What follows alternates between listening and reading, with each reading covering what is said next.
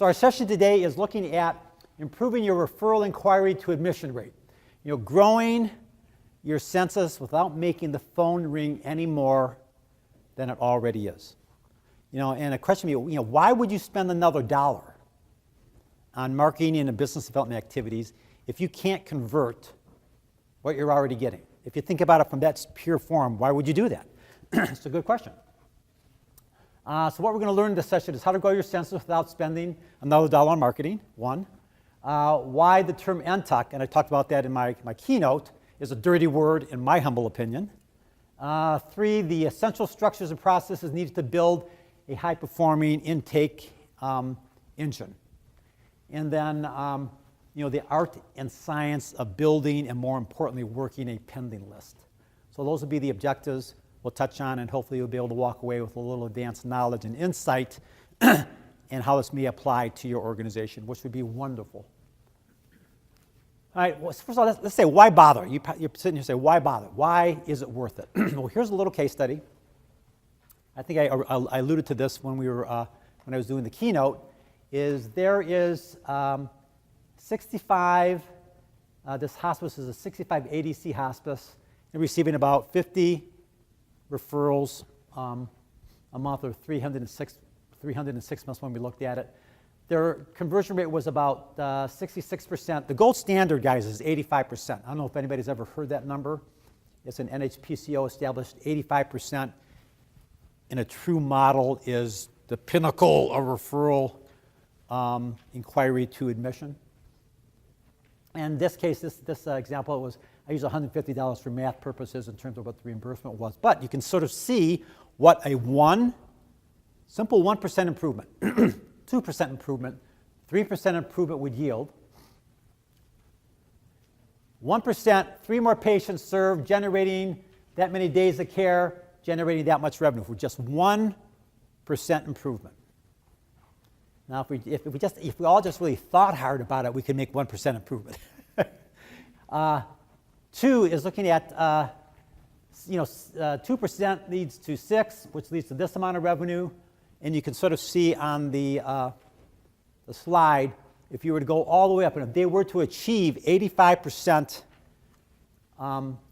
conversion improvement, it would be worth over $500,000. But more importantly, guys, all the patients and families we'd be able to give the gift of hospice to. And I still, as I spoke about this morning, it starts with serving patients, will grow, and the resources and money follow that. So that's a real, genuine case study in terms of what the opportunities are and why working on referral inquiry to admission is so important. It all starts with the referral inquiry. As I mentioned in this morning, does your organization truly have a definitive definition that's written down and agreed to on what a referral is? What is a referral inquiry? Now, obviously, we all work out the professional referrals. Case manager, they send something over by Epson, whatever your electronic referral component would be, or a case manager, et cetera. Those are, slam dunks.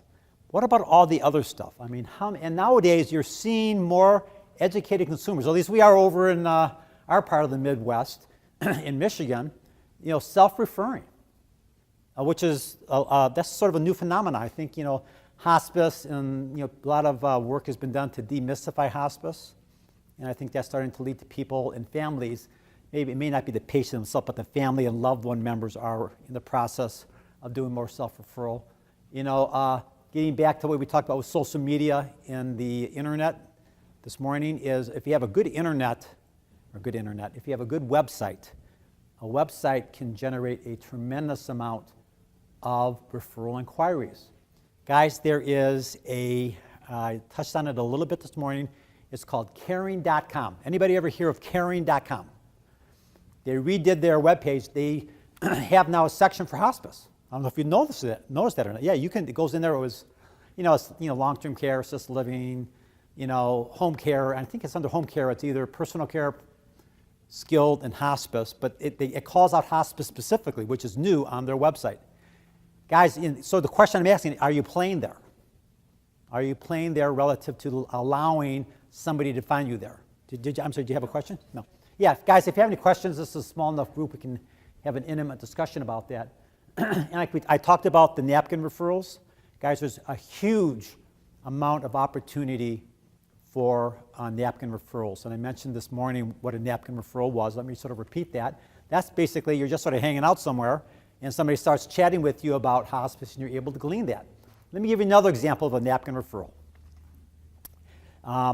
One of the best marketing, training, and education programs I've ever did was for a group of home health aides, CNAs. This is back in my Hospice of Michigan days. That were the CNAs, home health aides that were working in facilities. And we pulled them together. Logistically, we pulled them offline. And Hospice of Michigan was a statewide organization, so it was a pretty logistical nightmare, but we did it. Had about 40 CNAs. It was one of the best marketing training sessions I've ever done to date, and I'm still using material that I developed there and we developed together in some of the work I do today.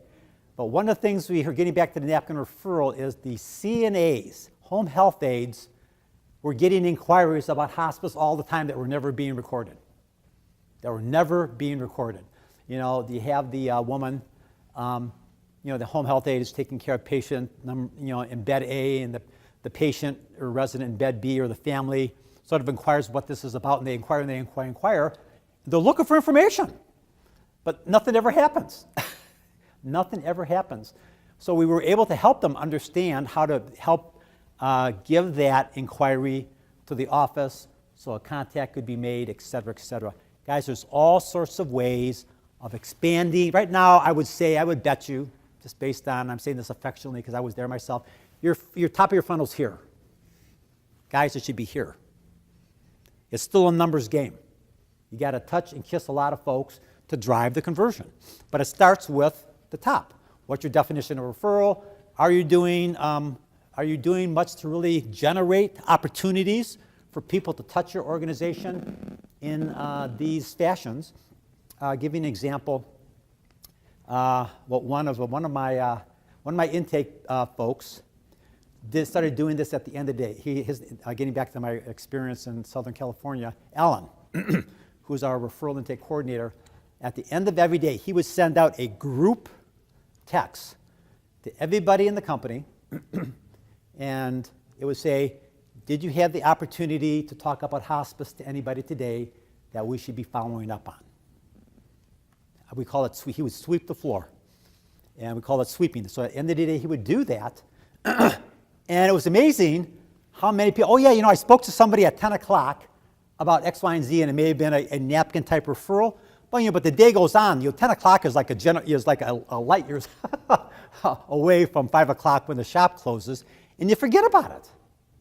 So by just simply putting that text out there, did you have the opportunity to talk about giving the gift of hospice today? And that top of your funnel, starts to expand.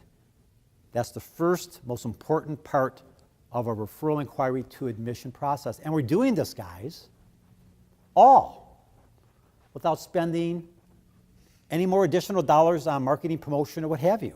This is just really being aware of and listening to your community and giving the community an opportunity to say something. And they probably already are saying it. If you think about this, we're just not listening real well. So we want to expand the top of the funnel. You want to be able to have a very defined operating definition for what a referral is for you. And if anybody, like I said, is my contact information is somewhere, I'd be more than happy to share this stuff with you guys. So anybody who wants one, just let me know. I'd be more than happy to share that.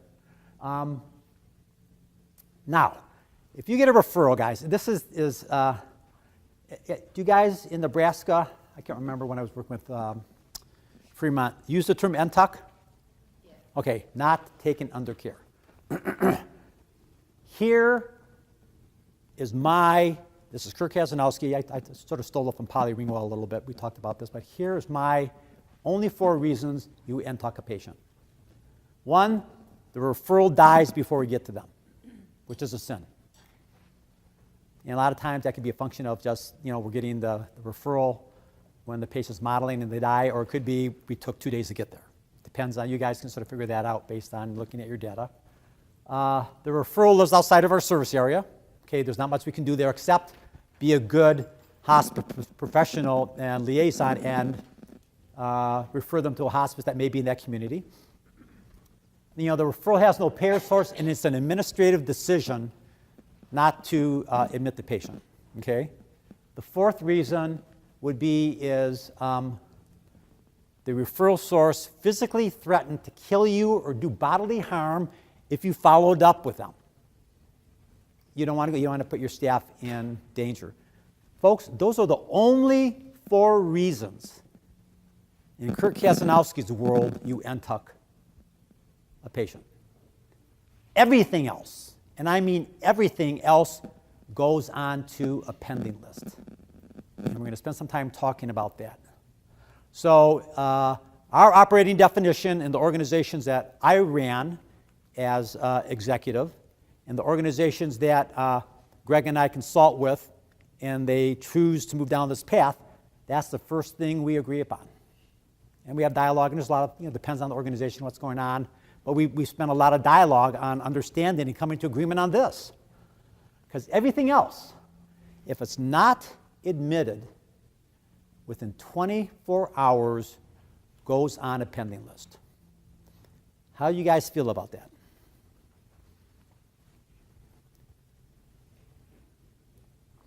This is the group participation part. It's reasonable. Anybody doing that? Yeah. Yeah? Oh, good. Okay. Yeah, good. Super. Great. Okay. So, guys, that's a commitment, and it's a big commitment because it's a change in a lot of organizations. Like I said, I go into organizations, and they're proud, like I said earlier, that their pending list only has 4 people on it because they NTUC'd everybody else. And you give me some examples. Here's an organization. It's a large organization. This is a national player that we did some work with a little while back. These were all their NTUCs, 4,201 NTUCs, and the various reasons they were NTUC'd. That, in my opinion, should have never been NTUC'd. The largest one is patient family refused hospice. Okay, we're going to respect that, but does that mean we abandon the patient and the family? Because they could change their opinion and their feelings tomorrow. It's a process. My process is different than Tim's process, vice versa. You need to give people an opportunity to go through what? Their process. That's just being respectful. But 1,336 were NTUC'd. Never saw them again. We may have run into them, but we didn't systematically, in a proactive way, follow up. Patient died. Okay. Yes, patient died. That's appropriate. So we're going to take that off of the number. Chose another hospice. Guys, as I said this morning, because they selected another hospice, and if you reached out and you had a dialogue with them, there's nothing wrong. In fact, I think it's excellent, superior, 4 seasons, quality of follow-up. Say, hey, we got a referral on you. Just want to touch base to make sure you have what you need to make sure everything is okay. And they'll say 1 or 2 things. Yes, thank you very much. Appreciate the call. We're going with X, Y, and Z hospice. You never trash the competition. Yeah, we're very proud in the hospice community of the work we do. You're working with a great organization. Or, like the ones I get from Beaumont Hospice back in Michigan, oh my God, I made a mistake. Because hospitals that own their own hospices and home cares are what? They're not forcing, but they're really pushing their patients to stay within their continuum of care. And this is just my editorial comment. I have never really seen an outstanding 4-star hospital-owned hospice. It's just not intuitive. The hospice and home care company acts more like the mothership. It's a dangling participle of that organization. It's not nimble and flexible. There are too many processes in place, da-da-da-da-da-da-da. That's the reason the service sometimes isn't where it should be. So if you allow your community and the person you're calling, 916 of them to call, I would guarantee, I forgot, we did this with another organization, you're going to get maybe 4, 5, 6% that are going to say, you know what, can you come and talk with me? And you go out there, you provide the information, and you give them choice. But guys, that's a way of what? growing your census. Now, anybody have a problem with that? I'm serious. I mean, how do you feel about that? How would your organization feel about that? You're shaking your head? No, they wouldn't like that? No, I think it's perfectly acceptable as long as it's done in the right tone. Sure. And the right attitude. Yes. Well, and I think his point is that if you had a conversation or some sort of touch with that so that it doesn't feel so much like a cold call in terms of following up with that, I think you should be appropriate. Yeah. Anybody else have a comment on that? Technology we use. And you start off by saying, we received a referral from you, an inquiry. I want to make sure we fulfilled your request. That's perfect. I mean, in fact, that's good. A lot of people thank you very much. My God, gee, yeah, I went with this hospice, and everything's cool. Great, the hospice community is wonderful. You got the gift of hospice. If we can ever be of any service, please let us know. Thank you very much. Then you take them off the pending list. If they go, oh no, buyer's remorse, then you would have a little dialogue and offer them, if you like, we can have somebody come out and chat with you, answer any questions, see where there may be some disconnects, because we're here to just make sure your loved one has everything they need coming to them. Guys, that's just good care. Yeah. What's the recommended timeline for doing 2 weeks. The question was, what's the recommended timeline? 2-3 weeks. You got to give them an opportunity to experience the bad service, if there's going to be some, or the good service. So yeah, about 2-3 weeks.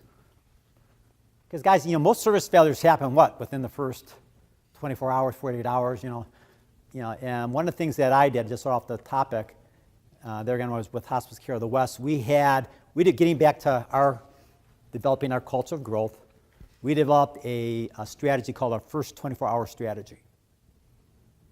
So when we got a referral that converted, a number of things occurred. Touch points, who called, follow up. My role as the president, CEO of the company, I was involved in it. I called. I texted, because if I got the voicemail, I text. Texting is a great way, guys. Now, especially with today's generation, using text is great. So developing that first 24-hour strategy helped deal with any service failures. You didn't leave them a message? Pardon me? You didn't leave them a voicemail? Yes. You actually text them? No, I would know if I called them, hey, how's it going? If I got their voicemail, I leave the message, and I would text. So I did both. You did both? Yes. I said, hey, this is Kurt Kazanowski. I'm the president and CEO of Hospice Care of the West. It's our honor and privilege to be taking care of your loved one. I just wanted to personally reach out, and I give my cell number. I was pretty ballsy, excuse my French. 734-658, da-da-da, sure. And then I turn around and text them. And so I stand behind what I sold. And people understood that. But there again, the point being here is all these patients, not all of them, the ones that died, service or any other ones, referred to palliative care. No, you refer to palliative care, they stay. All these people, except for the people that died, moved out of the service area, should be on the pending list. That is, when I do my market sales and training, I'll say to the marketing reps that are in the room, what's your best account? What's your best account? Oh, hospital, Dr. Smith, da-da-da-da. Man, if you're smart, your best account is what? The pending list. Because you already have people that have asked you for help. It's like, why go out there? I said, if I was working with an organization and they said, Kurt, we're not going to pay you unless you give us an admission today. I'm going to go to 3 places in the order of priority. 1, pending list, because they're there. They touched you. They reached out. There's something going on. 2, my medical director. There again, that's a whole other topic. I could do a whole other breakout session on just working with medical directors, but medical director. 3rd would be the last place you got a referral. But the first one would be looking at all the people here that are on the pending list. Can I go back to Please. skilled nursing care? Yes. You certainly recognize, as we all do, that a lot of our acute care go to skilled nursing Skill them to death. Skill them to death. Yep. And so I'm not and then many of those you don't get back. Yeah. Well, you're right. And it's on there too. I think it says skilled, admitted to skilled, they do go there. They're hospice eligible unless they meet. And whenever somebody is in a skilled facility, that we had, and there's a hospice referral on, first thing I do is check for dual diagnosis opportunity. And a lot of times, and even if they're right, the classic one would be stage 4 lung cancer, broke the hip. Yes, you can access both parts of that benefit, hospice and skilled. A lot of times the senior living community administrator will not believe you. I call CMS. I call my CMS and I talk to the medical director CMS saying, hey, I got this patient. Will you support dual diagnosis? He goes, heck yes, Kurt. Okay, I'm going to be at that facility at 10 o'clock tomorrow. Can I make a 3-way conference call? And I want that administrator to hear that. He said, sure. How Sure. do they pay their PT then? Is it like Part B or something, or is it still Part A? From the skill side, I'm not sure. I'm not really sure. Because one of the things, of course, that happens, and I'm sure most of us would say this, is that, of course, the family isn't paying room and board when they're on skilled aid. Uh-huh. And so that's 3/4 of the reason why we don't get them off of skilled aid. And I have never done a dual diagnosis. It's great. And I want to know about that, Yeah. if that's really something we can really do. It is something you can really do, and there again, because it's not, and it's not used that frequently, but there again, guys, you need to scrub every resource you have. And I would say, and I would call, like I said, I'd call CMS. I mean, my intermediary. I call my my FI. I'm sorry, I call my FI, ask for the medical director, saying, here's what I'm facing. I said, oh yeah, okay, because I want to make sure I don't misspeak. So I call the source of truth, the FI, and then I have the FI, and I say, hey, I'm going to be there tomorrow. Can we do a conference call right then and there, and call in and just talk through all the nuances to make sure it's appropriate, everybody's getting paid, family's taken care of, etc. But guys, these are the little things. You know, it's everything. You know, there aren't many silver bullets left in the industry. Everything's on the margin. It's a 1% improvement here. It's looking at being able to develop a new line into the hospital that you're serving. It's really sitting down and reformulating your relationship with your medical director. Yes, ma'am. So going back to skilled patients Uh-huh. and the dual diagnosis, Mhm. I think a lot of your large corporate companies are afraid to do that Mhm. because it's a Medicare flag Mhm. and they're going to look at you. Mhm. So in your role and where you've been in your hospice companies, do they do that a lot? Not really. I mean, it's not done a lot. But I'm sort of saying is getting back to protocol. Right. Is anybody that's skilled, and we think that this, we assess the dual diagnosis, but there again, I let my FI tell me that. What does that stand for? Fiscal intermediary, I'm sorry, fiscal intermediary, I apologize. I You know, apologize. think that whole issue, though, it's got to go back all the way to education to referral sources. Sure. Because the patients and their families are being given a Sure, choice. yes. Hospice or skilled Right. nursing care where you don't have to pay. Right. Yep. Well, And there's an in-between, and there again, that's, well, this, yeah, it is educating, and there again, that's how come I said to my fiscal intermediary, I use the reason, that's the reason you use FI, because I can't say the word. My FI, medical director, will you be on a conference call with me? So he owns it, or she owns it, along with me, and they're able to better articulate it, because it isn't a mainstream thing that we do, but there again, guys, it's on the margin. It may only happen 6 times a year, 7 times a year, but one, you're using every benefit that's out there intended to be used, 1. 2, it helps build bridges with the senior living community, and you're serving more patients and growing. Okay? But, so there again is NTUC, only if they die. Only if they're out of the service area. You know, only if you choose to administratively make a decision because of economics not to admit them. Or if they threaten you with bodily harm, you don't go there. Everybody else is on the pending list. There again, the pending list is there again. There's gold in them there hills. It is. They're people that are having a challenge with something that's impacting their health and potentially their life. That's what we do. That's what we do. So that's like what I'm saying. I talk to the account executives, the marketing people. Says and there again, as I mentioned Deb Burke a lot, she'd be, Deb, if you're out there watching this, you're going to love it because I'm giving you a lot of credit. She's actually from Royal Oak, Michigan. She's in Southern California now. My best rep, Ellen, who was my intake coordinator. I'm in my office one day. Ellen comes in and says, Kurt, closes the door. Got to talk with you. And he said, what? He said, you got to get Deb off my ass. She is just right. Every day she's in there asking about this, asking about that, which is good. I mean, I got a big grin on my face. But Deb was out there pushing Ellen on what's going on here. How long has it been for skilled days? Have we really considered maybe dual diagnosis? I mean, she really, really worked the pending list. It wasn't just a run through the field and have you called? What can we do? What can we do to eliminate a barrier? I'll get into that. So she's like my poster child of looking at really. I'm sorry, I didn't hear. Did you say what the skill level of the person doing that is? Is it a nurse that's managing this list? Intake. No, Ellen is not a nurse. I personally think that nurses should not be doing intake. Because you know why?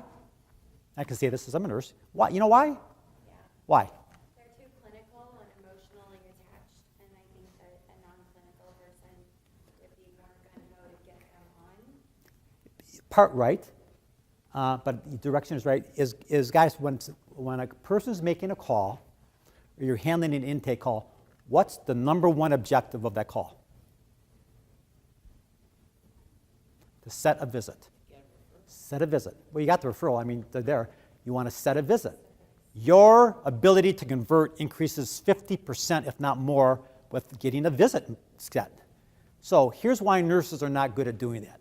They try to solve the problem right then and there. Been there, done that. I'm an old public health nurse. And then what they do is they end up alleviating. They make the patient. Thank you so much. I feel so better. They hang up the phone, and then reality comes back into play. And they may call you, or they may go on. They probably will remember who they even called. They don't even remember the name of your company, even though you mentioned it 3 or 4 times. And they may dial somebody else. You want to create a healthy sense of urgency. And I always say, so when I did all my training for intake, is you want to have it be a 5-10 minute conversation. You want to be empathic. You want to listen. You want to schedule a visit. And then when you hang up, you say, you know what? You're not alone anymore. You can call us anytime. So it's get the visit, listen, gather data. You don't sit down there and harass them for, tell me this, tell me this, tell me that. You do not need that information. And then schedule the visit. And you never ask, you never, ever, ever say, what time is good for you? Because you know what the response is? They don't have any good time.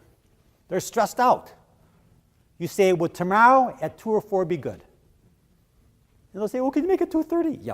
But you hear what I'm saying, though, is you want to, and I'm saying this, and this is part of the therapeutic formula, you want to take control. And I'm saying that not in a Machiavelli way, but I'm saying that they want you to help take their hand and jump over the creek. So Susan, what would 2 or 4 be good tomorrow? I'm going to have my nurse come out. They'll sit down. They'll explain everything. Could you make it 3? Yes, not a problem. That's all I need here. And then I say, you're not alone anymore. Hospice of the West is here for you. You can call us anytime. Here's a number, and poof.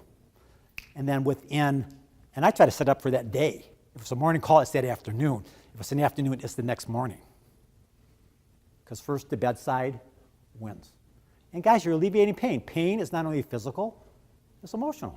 And they're going through a lot of emotional pain right now. A lot of emotional pain.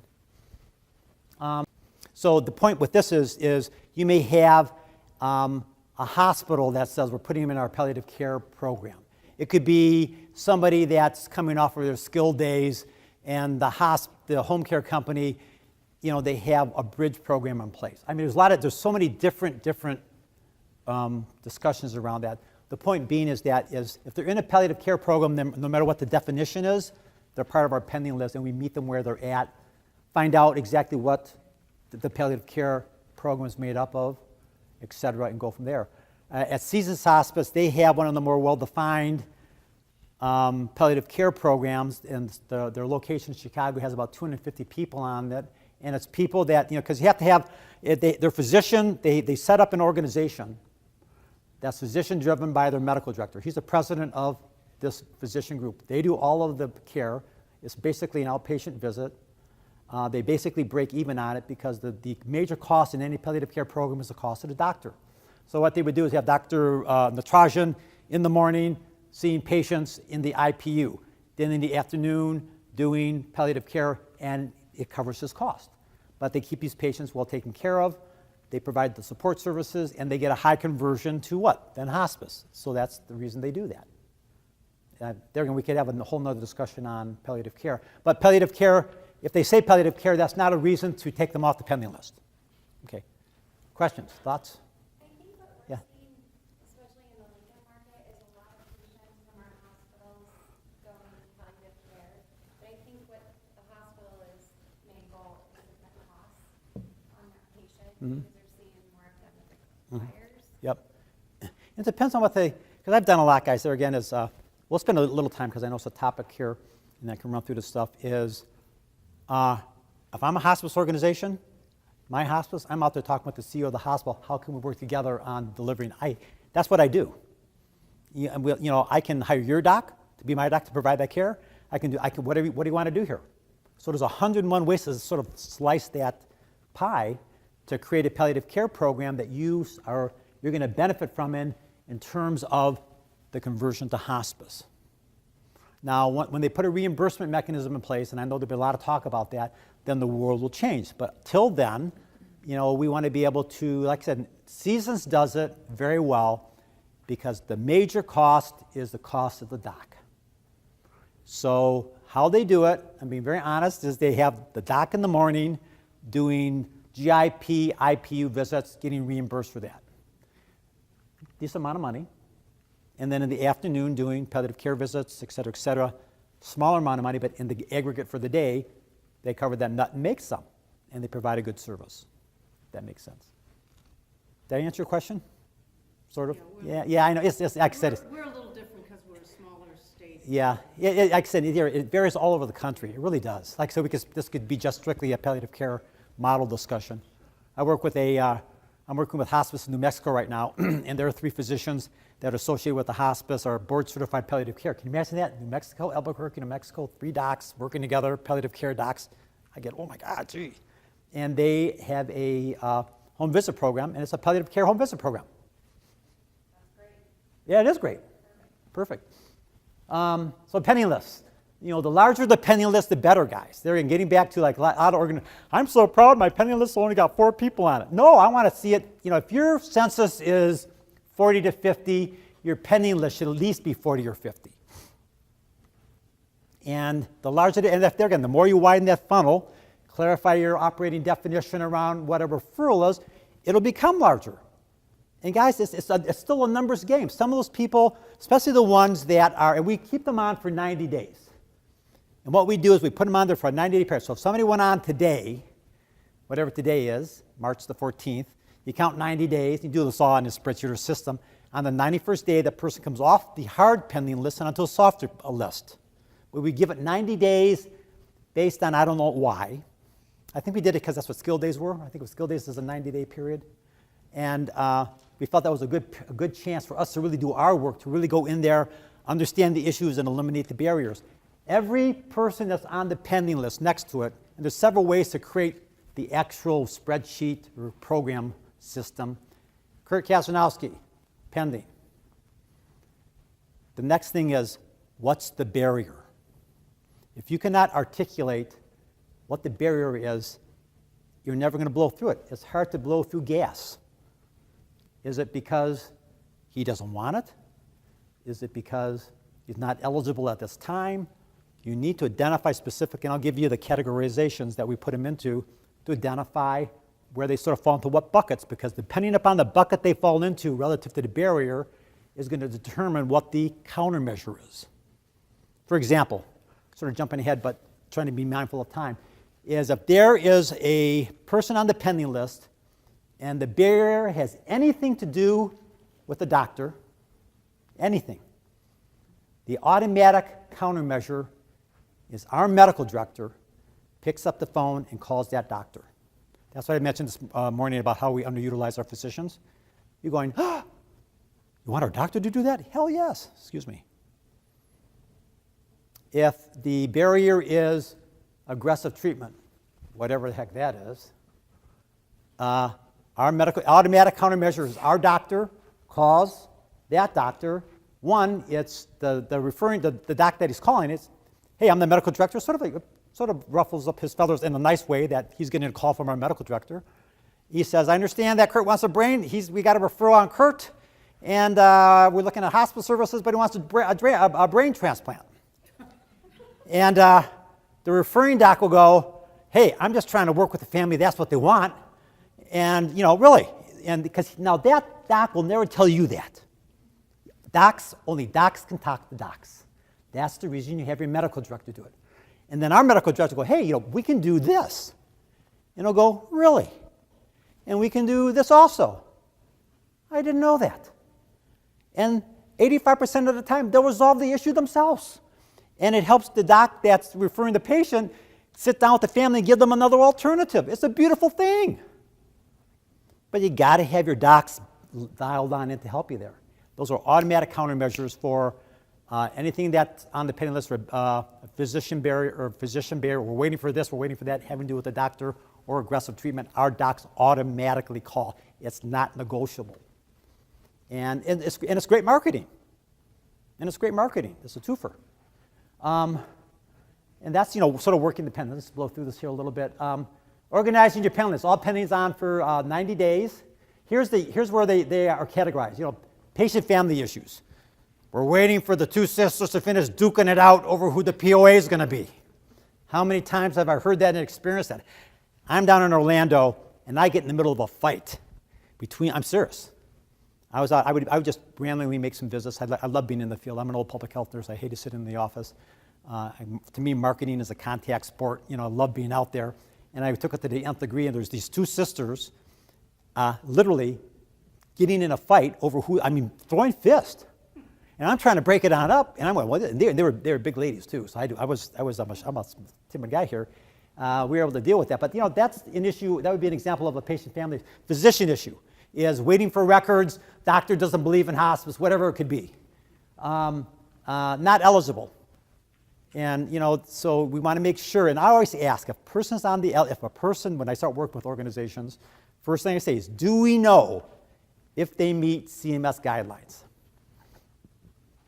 And for me, they'll say, well, they're not. Well, they say, well, they're not appropriate. What the heck's that mean? I don't know if you use, because for me, terminology is very important. Because you can be very eligible under CMS guidelines and not appropriate. For example, yes, he meets CMS guidelines for cancer. He wants to have a platinum radiation treatment for the rest of his life. So it meets eligibility, but he's not appropriate because the philosophy doesn't line up. Hear what I'm saying? So it's important in terms of the terminology component. Aggressive treatment on skilled days, contracting issues on another hospice. So we identify each pending every person on the pending list gets name, what's the barrier is, some contact information, and then next to it, what's the plan of action. Each person on the pending list, there's a little mini, for lack of a better term, marketing plan. What are we going to do to eliminate the barrier? Then guys, every morning, we have stand-up and we talk about it.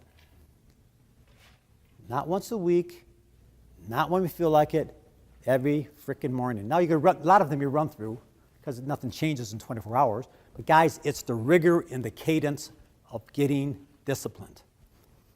And that's what changes things. That's what really changes things, is that discipline and cadence to how you do your business relative to following the pendings. And my Ellen, who is the intake coordinator, he is the air traffic controller. Because in most organizations I go into, it's the Ellen that's making all the calls. Well, like I said, Ellen can't talk to a doc about that. Don't even waste his time. And if he does anything, I called, got a message, that's what it is. That's what his follow-up is. Called, got a message, left a message, blah, blah, blah, blah. His role is to sit down and say, I need you to go out there. Because they're going to, we've been calling, we can't get any answer, da, da, da, da. I said, well, have you gone out to the house? Have you made a home visit? Get in the car, drive out there. What? Yeah. Get in the car and drive out there. Well, what am I going to do?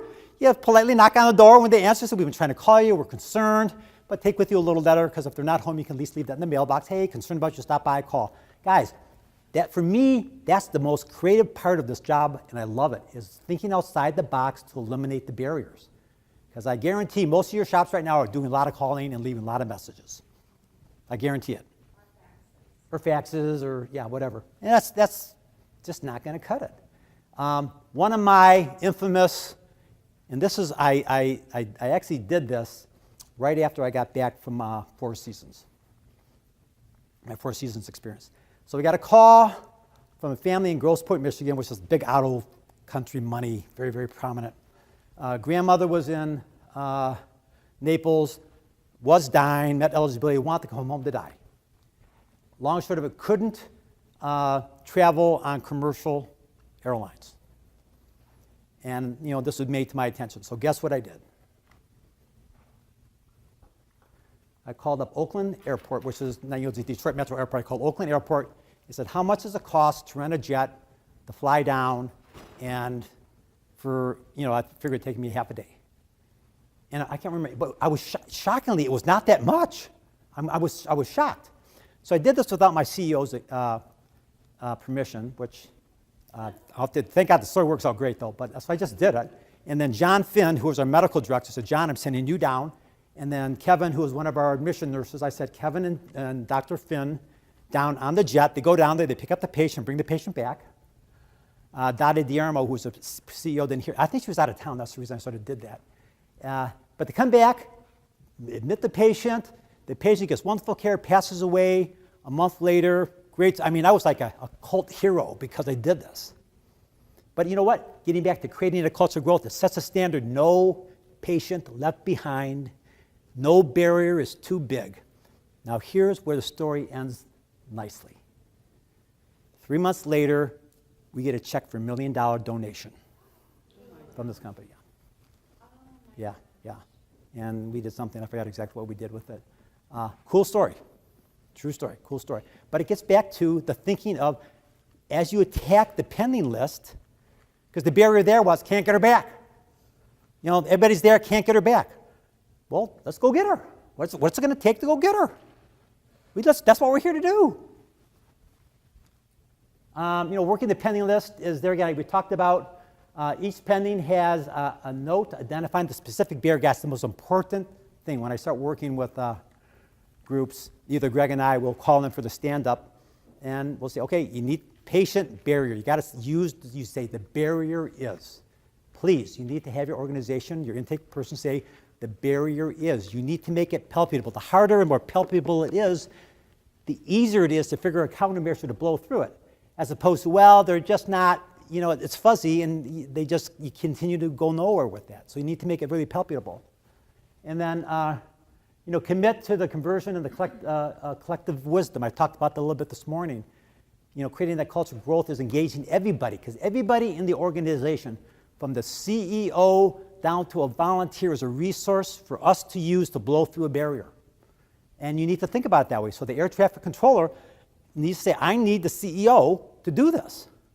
And once he sort of got that, this is in Orange County, California, he'd call me, I need you to do this, I need you to do that, not a problem, or, our doc's not really answering the phone, can you call it, whatever. But everybody's role was to help with conversion.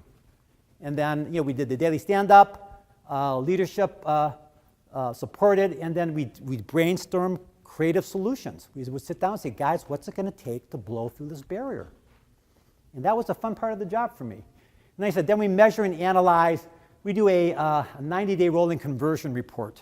I think I mentioned this morning is that if you just measure conversion monthly, it truly doesn't give you a clear picture of the month, because you could have, like, let's say, 5 referrals the last day of the month, and you just measure that month. You're going to have a denominator, but the numerator is going to be weak because you didn't give them a chance to convert because the calendar changed. Like I said, I've had months where the conversion rate has been 100% above because I cleaned up and measured a lot of folks that converted. You want to be able to have a rolling 90-day conversion rate. I'll give you an example of that in a minute. And there again, we start with the change processes we talked about here in terms of really building that superior engine. As I mentioned this morning, the only people that like to change are the kids in the white diapers. Yep, babies in the white diaper. So 4 areas to focus on. Infrastructure, staffing and scheduler, the orientation and reporting management. Staffing and scheduling is important. In my word, if you're budgeted, if you have a budget, and you're saying we need to do 50 admissions a month, first question I ask, are you staffed to do that? And people go, we don't know. Well, then you're never going to meet 50 admissions. You better be staffed to be able to do that and have a plan laid out to be able to accomplish that. And there again, the scheduling and the scheduler is changing the mindset of, are you staff for that? You guys are sort of shaking your heads. No? I'm serious, guys. I'm just saying, if you want 50 admissions and you got one admission nurse and you got no way to do this, well, you're not going to, it's just not going to happen. It's just not going to happen. And there again, getting back to my experience with VITAS, that was the first thing I learned. I got beaten up. You staff for that. He said, well, that's going to throw my ratios off. If you staff for that and you do what you're going to do, it'll come. And it did. But if you never have the ability to bring these people on, you're setting yourself up for failure with that. But the also big change here was the scheduler and his or her role. As there again, the attitude and philosophy of being the air traffic controller, not the grunt person that gathers all this stuff and calls. They have a really strategic role in the process. So it's very important you spend time working with and modifying their job description, and the organization understands what their role is going to be. Referral inquiry is there again, getting back to that new thinking. How can we expand the funnel? Goes into a lot of education. Like I said, the best training program I did was that with those home health aides. It was just rock on cool. Sign on is there again, is going through looking at is you have a one-step or a two-step program. One of the things I work with both, the two-step would be, I got people waiting in their cars with the engine on. We get a referral, bang, they go. And their role is to, hey, you're not alone anymore. Hi, I'm Kurt. If you can get them to sign EOBs, the election, good, and then we bring the nurse in. Or you just have them, it depends on your staffing there. Again, I'm not going to get into the details, but that's what that's about in terms of that. And then really looking at admissions, some nurses just shouldn't be admission nurses. And you need to be honest about that. Because they just can't close, they're not sure of their own skills.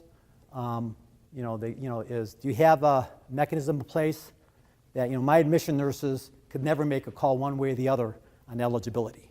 I had an eligibility team in place that scrutinized every person that we touched. I looked at it multiple ways. Guys, the best money from a compliance, regulatory standpoint, but also a growth standpoint. It is the person out there giving their opinion, but it's my eligibility team, my medical director, another seasoned nurse, and I would have a third person, because they get into a lot of crazy debates, which is good, because that's where learning occurs in terms of that. So that's what that is about. The all hands on deck concept, guys, there again, I won't go through every piece here, but the concept is, guys, it's the culture of the organization to eliminate, do whatever it takes. If it's not illegal, not immoral, and not unethical, you do it to admit the patient. Let me say that again. If it's not illegal, not unethical, and not immoral, you do whatever it takes to admit that patient. Guys, this is not for the squeamish of heart if you want to grow your conversion rate in your census. This gets back to my opening slide this morning. Everybody wants to grow. Yeah, but not everybody is willing to do what it takes to grow in terms of that. I'm just curious why you threw those things in at that point, What's that? if it's not illegal, immoral, or... Because I think it's important to say that, well, we're not going to really worry about meeting CMS guidelines for eligibility. You know what I'm saying? There's a lot of people will get in trouble doing that. That's illegal. That's illegal. And that's how I do that, how I countermeasure that, is I have that eligibility team in place. So I'm very visible about that, guys. We're squeaky clean about everything.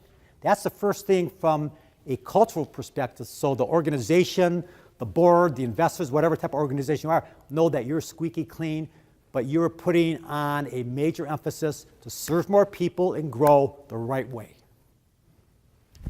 Yes? One of the problems we have here in good old Nebraska is that our length of stay is even lower than the national average. Uh-huh. And does the management of the 90-day list, the pending list, have any impact on your length of Yep. stay? Because we're getting the referrals. It'll grow it. We're just not getting them to live. Yep, it'll grow. Like I said, guys, look, just think of, if you go through here and looked at the pending list, you're going to have a lot of don't meet eligibility criterion. So guys, if you really stay close and work that, and guys, I could spend, like I said, a whole another hour talking about the strategies of how you deal just with not eligible at this time. But if you stay close, bottom line, if you stay close, as soon as they are ready, you're there, you're going to naturally have a longer length of stay. I mean, that intuitively makes sense. You're not getting people in the hospital dying. So that is one way to enhance your length of stay, yes, by working a pending list. Because there again, guys, right now, our society is geared on, hospice only if you're dying in bed. That's the reason length of stay is so low. This strategy counteracts that because you're talking with people that are, they're not dying, obviously, they're not modeling in bed, but there's something going on with them. The more that we can help them demystify hospice, hold their hand and jump the creek, your length of stay can do nothing but go up in terms of that. There again, we talked about this, identifying barriers. The daily stand-up's important, guys. The rigor and the cadence of doing the daily stand-up gets the organization's game face on, set and ready to understand how important this is. I said this is not a hobby. Yes, did you have a comment? So when you're talking about barriers, for me and what I've experienced in hospices is that a barrier are the physicians. They treat and treat and treat. Uh-huh. And it's hard for them to say, okay, let's try hospice. They don't do that until the patient is in the hospital and it's a crisis mode. And we admit and they die in 3 days literally. That's a long length of stay. So we've thought of a lot of barriers, but in that situation, how would you tackle that? Well, see, that's a barrier outside I'm talking about just the people that are on the pending list. Because if they're on the pending list, then, if they've gotten there somehow. The barrier you're talking about is, and that's going to take a lot of, and that's nothing new. I've been working with that since 1999. The barriers I'm talking about, if they're on the pending list, what specifically is causing them from converting to an admission in terms of that. There again, measuring, this is the slide getting back to guys measuring the 90-day, and we'll close here, take some questions real quickly. How we would do a 90-day, the conversion rate is we would take April or February, March, and April. We add up how many referrals, how many admissions, it's a 64% conversion rate. For May's point, we drop off February, and we go March, April, and May, and we had 128 referrals, 88 admissions. We had an increase, and we trend off of these two numbers, and we roll everything forward. Everybody see how that goes? And there again is at the end on the 91st day, if somebody is still on your pending list after 91 days, you eliminate them from the denominator. Otherwise, your conversion rate's never going to grow. Hear what I'm saying? Does that make sense? So in other words, if you kept everybody since time on your pending list, which would mean they're in the denominator, it would never grow. You give it 90 days. That's how we roll it every 90 days. Everybody sort of see the thinking behind that? And if you have some specific questions, be more than happy to help you. That is a true, sound measure of conversion. Everything else is smoke and does not give you the accuracy of what you're doing to convert. And with that, I know we're approaching our time.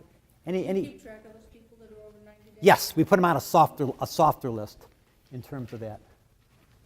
Just some key takeaways. We've already talked about those. They're in your handouts, guys. Here is, I do a blog, and it's there again. It's www.kurtkazanowski.com. It's free.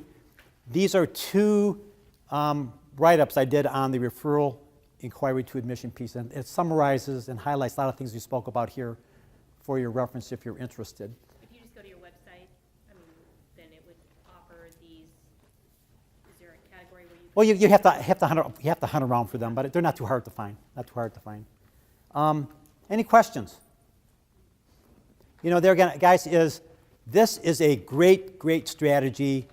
More importantly, because the people that are left behind don't get our attention. It's easy to go out and take care of the professional referrals. It's easy to go out with the modeling patients that have 1 or 2 days length of stay. That's the reason we have such a short length of stay, as opposed to spending some time and energy here. It'll balance that out. So I think if we were able to do that, if every hospice in the country did that, we'd have a greater length of stay. More people would be knowledgeable what hospice really is, because by osmosis, it would start penetrating different segments of our society. And with that, I'll say thank you very much for your time and attention. Thank you.